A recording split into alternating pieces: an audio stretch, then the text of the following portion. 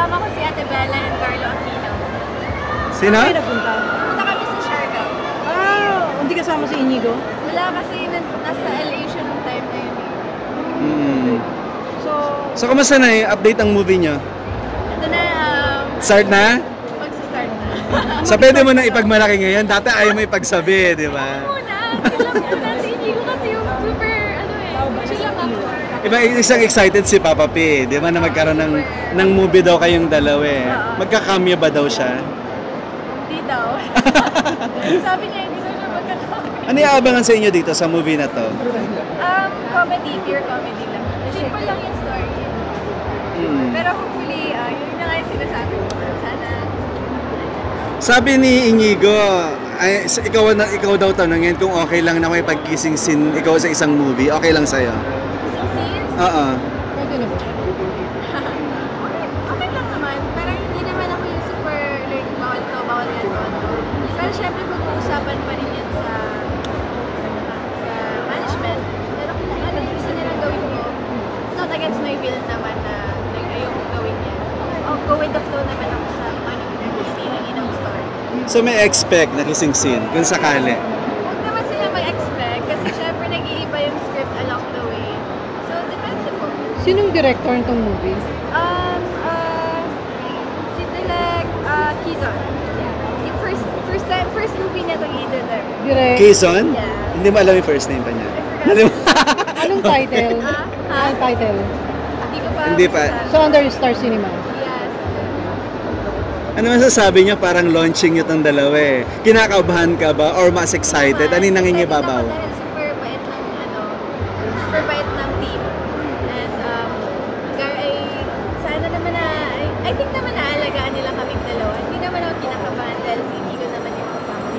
So, super comfortable na namin. Na-risk yung trip niyo sa Siargao, kanino pa ka na? Sobrang unexpected yun lahat kasi sa Holy Week talaga, sa bahay lang talaga ako dapat. Eh, na-bored na ako eh, parang gusto ko nang umalis kasi parang di ba, sa time ng life mo, gusto mo, may time na nag-crave yung soul mo na umalis. So yun yung feeling ko, tapos lahat ng inaya ko, busy sila sa family outings, may ibang ganap pa sila. So inisip ko sa Bella kasi syempre, gusto ko siya as a friend. And then, yan, perfect. Ayun, nag-message ako sa kanya sa Holy Week. And then, ayun, sabi niya maglalaon yan kami. And then, bigla na lang nag-book siya to Siargao. Oh, sobrang unexpected lang. Tapos, nagulat na ako nakasama si Kuya Carlo. Kasi sobrang Carlo? Aquino. Talaga? And, sino yung kasama niyo ba? Madami din. Nakikita-kita na lang kami din, pero mainly kami tatlo yung kasama. First So, hindi niyo niyo- ba kasama sa... Sige. Tatlo? Kayong first time First yung time tatlo? namin mag-hangout. Kami na si Bella, first time namin magkita. Ay mag-hangout talaga. And then, si Kuya Carlo naman, naka-work ko na siya sa teleserye. So, okay naman kami. Saan teleserye? We will survive. Okay. Hindi niyo makasama si Angelica. Hindi. Hindi, kasi nag-out, ay ibang flight din siya. Nakapagkwento ba sa iyo si Carlo about Angelica? Wala, inaasar-asar ko lang siya. Parang, inasar ko ba siya?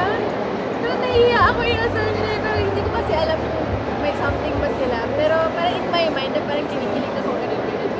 Napanood mo ba yung kabataan nyo, yung time nyo ngayon? Parang yung time nila na sila yung love team, naging sila. Alam mo yung story nilang dalawa? Oo naman. Halos lahat naman nakakalam. Sino yung parents mo na Punta Kang Island? Ay, nako. Si Mama talaga, grabe. Si Mama kasi very traditional siya, very religious. So parang nabaliw siya. Dinapot niya ako para hindi ako sumakay sa aeroplano. Eh, nakatok na ako sa Black Friday. Black Friday yan. Bawal umalis. Dapat dito ka lang. Tapos ginaganon niya. Ma, nakabook na umiyak. Dapat ma, pupuntahin mo na ako. Stress ako. Kailangan ko na mag-travel. Tapos yun, medyo nag-away kami onte. But napapayag ko naman siya. First time mo umalis na sa Oo. First time Walang ko travel? Wala. You met people na natin. A lot of people. And sobrang na-appreciate ko yung mga tao doon kasi sobrang simple nilang lahat. Kahit na, well, sa life nila here in Manila, super, super, tinitingala sila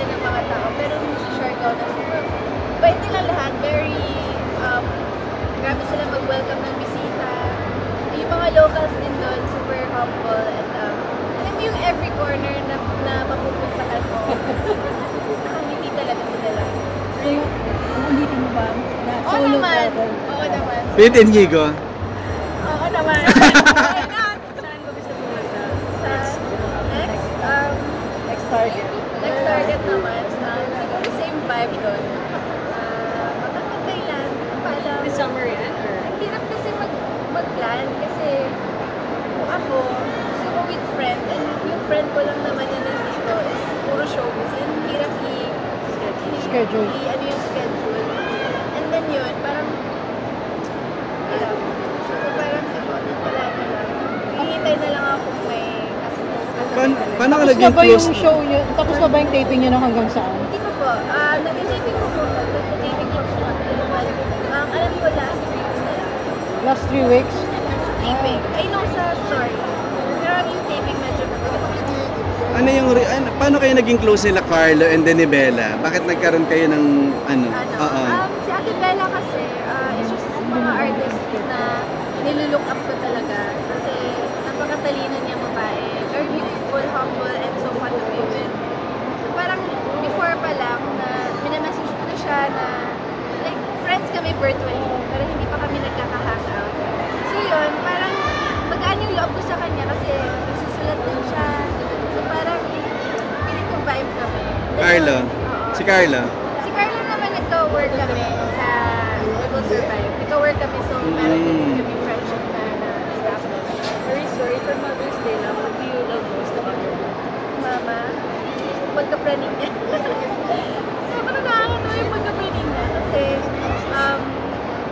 ako kasi yung parang planning din ako pero more of like go with the flow, happy person. And siya yung pagiging planning niya. Nag-guide ako somehow sa right path. Parang gina-guide niya ako lagi. Like, kung may positive, meron din negative. So parang equal siya. So, yun yung way niya sa pag-guide sa akin. Thank you. Akin na lang last, what can you say about the new ng Skechers? Last. Ha? Yung bagong style lang ni Skechers. Very cute. Love ko kasi si Camila Cabello. So, last points na yun. And then, Very Stan Smith. You like the style? Yes. That was very comfortable. Thank you. Sorry,